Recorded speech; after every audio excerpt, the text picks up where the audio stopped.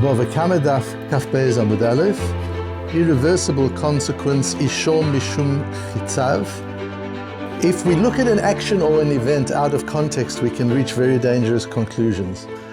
It's necessary to see the thing in its entirety of its context. So if you just look, for example, at Israel bombing Gaza to pieces, it's a terrible picture, and it creates a lot of upset and anger and everything. If you look at it in the context of the last 50 years, it all makes a whole lot of sense all of a sudden.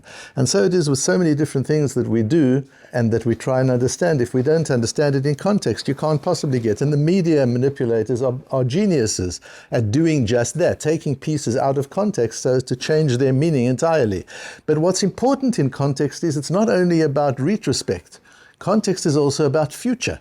You've got to be able to look at the context of what's happening, not only in terms of what has been, but in terms of what will be. That's also a part of it. So again, if we look at current events, it's not only about what has happened in the past with Gaza, it's what might happen in the future with Gaza that also has to determine how we act in the present and what we do in the present. And so it is with our whole life. It's how the Mesilas Yesharim starts by saying this world is a prosdor to the Olam Haba.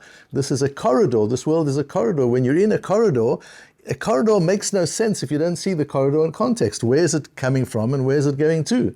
If you don't see where it's leading to, it's not a corridor, it's a dead end. It's a cul-de-sac. If you don't see where it's coming from, it has no meaning. To understand a corridor, you need to see where it's coming from and where it's going to. To understand life, you've got to see where you're coming from, where you're going to. And to understand an event or an action, you've got to understand where you've been and where you're going to. And that's part of the sugya that we begin to look at today. The shir is dedicated by Rabbi Yael Kesev. Thank you. Nice to see you with us physically today. I've mentioned before that I'm honored and humbled by the talmidim chachomim and the rabbonim and magidei shir who find great value in the Matmonim and are very, very regular followers. I only get to know that because of the communication that takes place sometimes between them and me. And Rav Kesev is one such person, and he's not here every morning. He davens with us in the mornings, but he doesn't come to the shir because he does the shir with his wife. They learn chavrusa.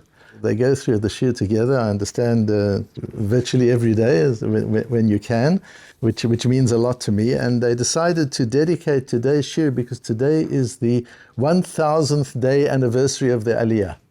And that they have considered the Matmonim to have been one of the beacons of inspiration that have kept them going and given them the energy and the focus and the optimism to go through those first few years of Aliyah. Any emigration, those first few years are very difficult. And in Israel, Israel is nicknamed B'Yisurin. It's particularly difficult and can be challenging with all its wonder and all its excitement. And feel very grateful to know that the Matmonim have played a part in the success of you and your family's Aliyah. May it continue to be successful, and may we celebrate many, many more 1000-day anniversaries of your Aliyah in Eretz Israel. We start with the posuk in Pashas Mishpatim, Ki tetzei eish u'matzah kotzim v'ne'echal gadish u'hakama u'hasadeh.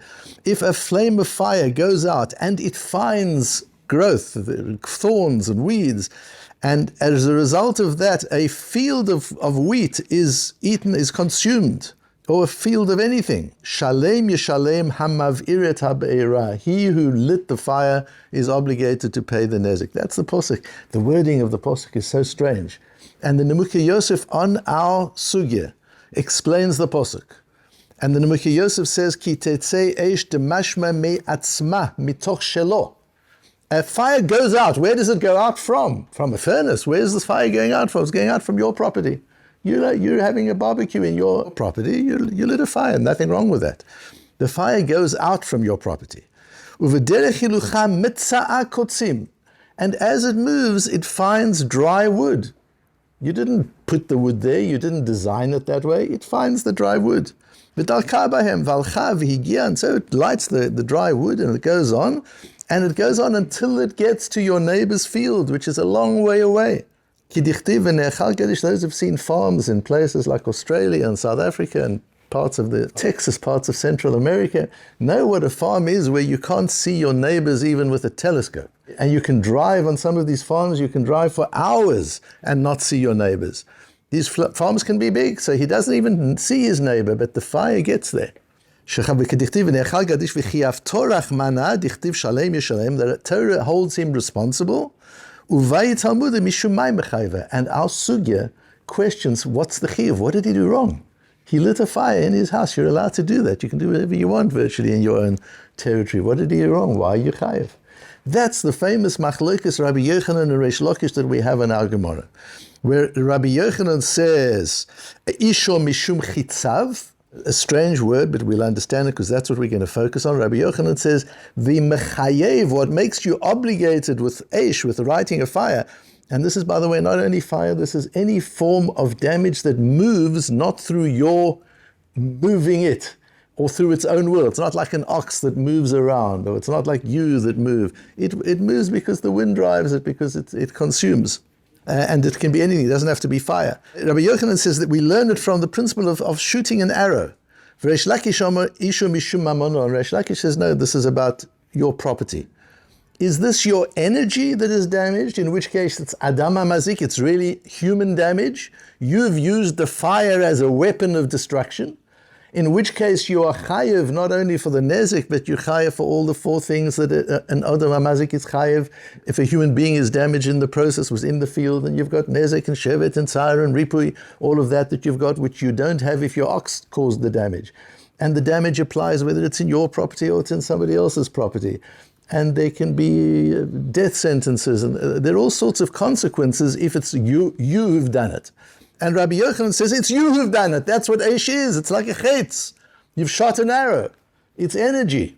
Rabbi Yochanan says, and Reish Lakish says, Isha mishum amoyin. No, the fire is yours to look after. You are the guardian of the fire. You should have looked after it, and you didn't. In both cases, it starts with an act of pshia, as we've been discussing the last few days, that the moral lapse is the fact that you were careless over something that you were obligated to be careful about.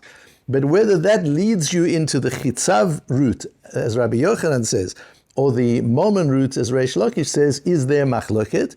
And this machloket, as we'll see in Bava Kamma, is not just about eish.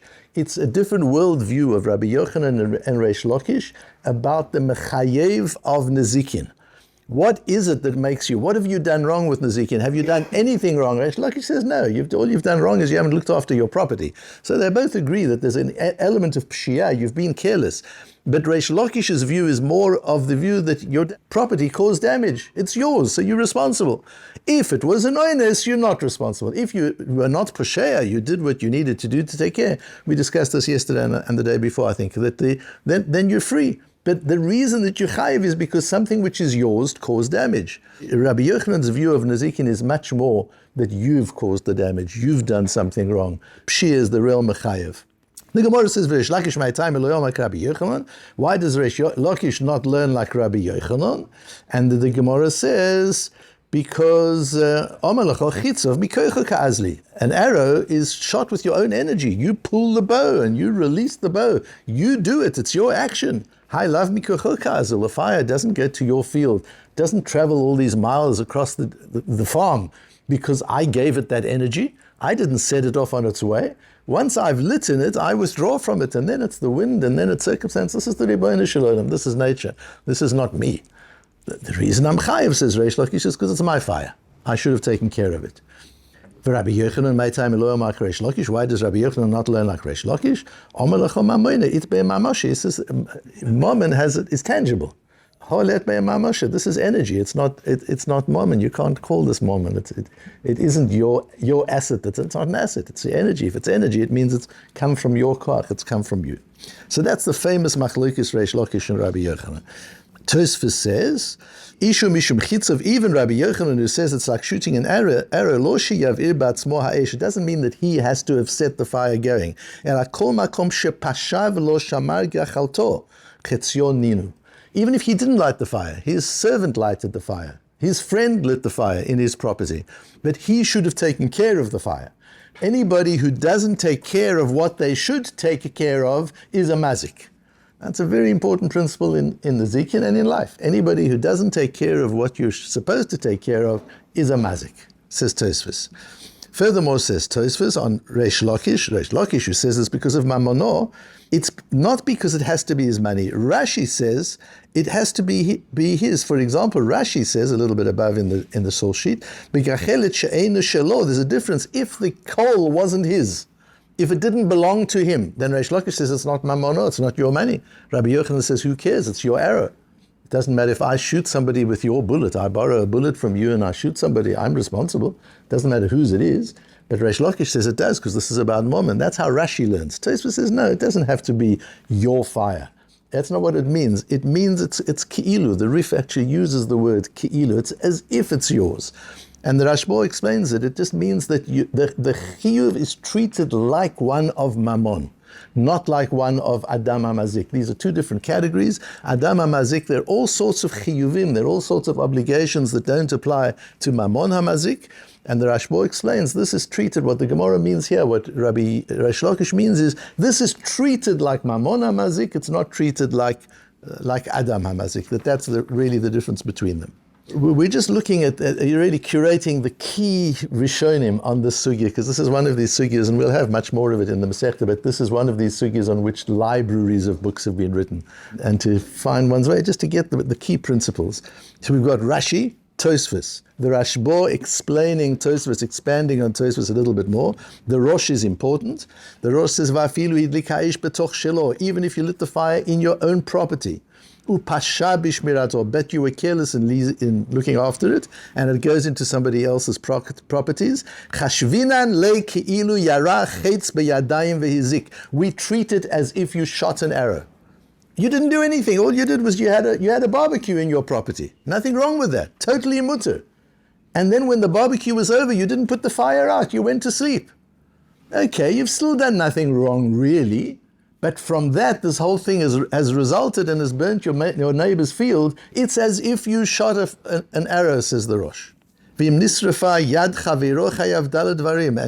if his friend's hand is burned, then you've got all the 4 things to pay. And if somebody gets killed because they're in the field, it's as if you murdered him. Misum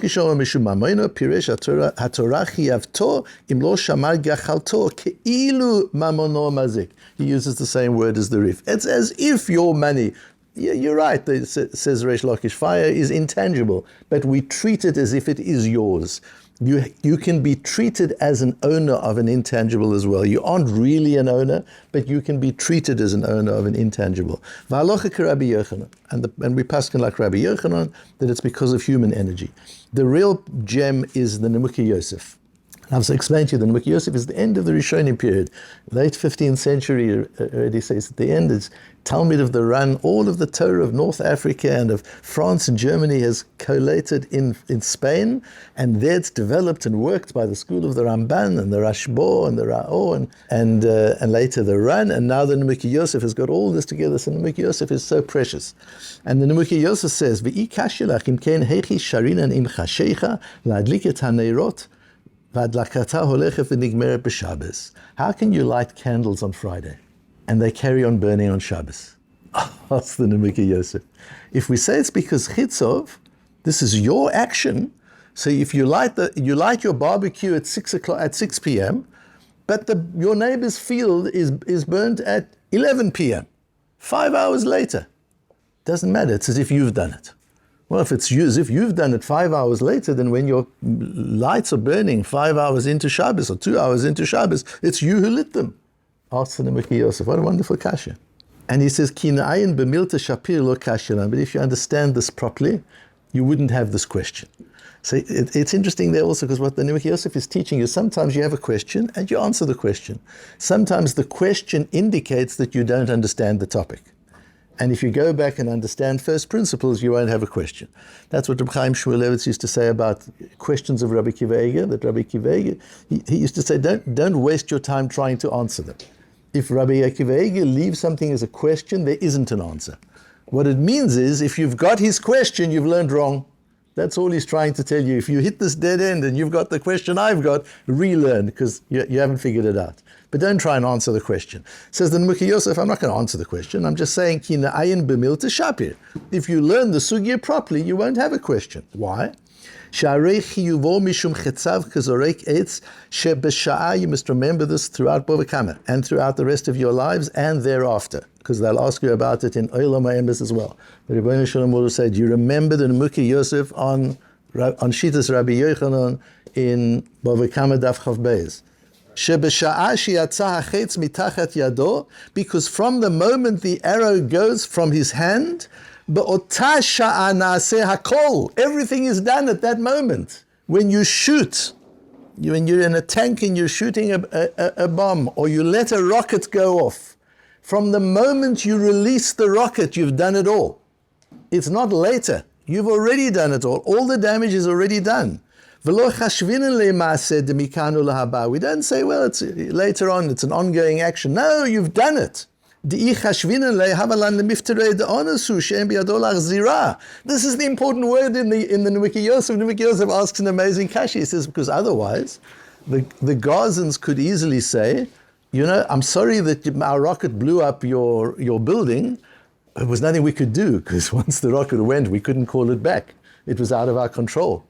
Obviously, you can't say that. That means, when are you responsible? You're responsible from the time you set the rocket off, not from the time the rocket lands.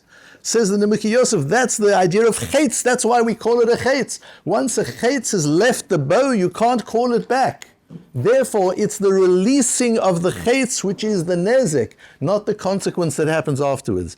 If you foresee the consequence, if you look at the action in the context not only of what has been, but of what will be also, then you will see that what you've done at the moment of releasing the rocket or the bomb or the bullet or the arrow, you've already done all the nezek. And so when you light your Shabbos candles, you've done the whole thing on Friday afternoon. What happens afterwards all really happened in the beginning. The mitzvah is the time that you light it is on the afternoon. The fact that it stays there, that's an outcome, that's a consequence. But the mitzvah of lighting, that all happens at the beginning when you do that. We need to just understand, before we go and daven, we need to understand a piece of Reishis Chochmah where he quotes the Tana de Be'Eliyahu. And he brings a posuk in Yirmiyah, where Yirmiyah says, Ki chetz shachut l'shonam mirma tiber. Because talking Lashon Hara is like shooting an arrow. And the Chofetz Chaim talks about it a lot. And it says the Reishis Chochmah, and he uses the Nemuki Yosef's principle. Aval Mishos, he says, if you use a sword, until you chop the other person's head off, you can change your mind. Aval Mishos rotzeh la'arog et chavero b'chetz, but if you're using an arrow, or a bullet, or a bomb, or a rocket, l'chesheyishlach hachetz miyado eino yachol lachzor bo. You can no longer bring it back. This principle of Nezikin, says the Reishis Chochmah, using the Tana de Be'Eliyahu, apply it to speech as well. That's why the Novi Yirmiyah says speech is like a chetz, and the Nemuki Yosef defines in Rabbi Yochanan what the nezek of chetz is. It's the nezek of eish, and the essence of the nezek, says the Nemuki Yosef. Otherwise, you can't understand halacha. The essence is it all happens at the moment you send it off because it's irretrievable. And that's the nature of Lashon Hara. You can't take it back once it's gone. Other kinds of Nezikin, when you're in the process, you can apologize, you can do, you can fix, you can repair. Lashon Hara is done. Once it's gone, the damage is done, and that's why it's like a chetz. And that's why we have to have shmirah. The whole of Bava Kamma, remember what Rabbi Yehuda said. A person wants to be a chosid, then Yekayim Mili the Nezikin. Learn Bava Kamma, learn Nezikin, because you learn what Shmiro is. Watch the things that have consequences of irretrievable damage. It might be fire, it might be a bullet, it might be a rocket, it might be your tongue. They're all the same. They all cause irretrievable damage. And the same applies on the other hand. One is to know sometimes you do a good thing, and the consequence of it is much later on, and you're not even aware of it at the time. It's at the moment you did the good thing that it's done. Which is why when you're called up to an aliyah, even on Shabbos, you can't give tzedakah on Shabbos, but you can make a neder that I'm going to give tzedakah. And that's as if you've done it at that moment already. It's an inevitable consequence. You have to then actually give the tzedakah. So at that moment, it's as if you've done it. So we've got to be shomer, we've got to watch ourselves not to do things which cause irretrievable damage because we can't pull it back. And we also need to understand our power to do good things. Even if all the goodness doesn't happen in the moment, it accumulates over a period of time. Look at your actions in context, not only the context of where they come from, but also in the context of where they're going to.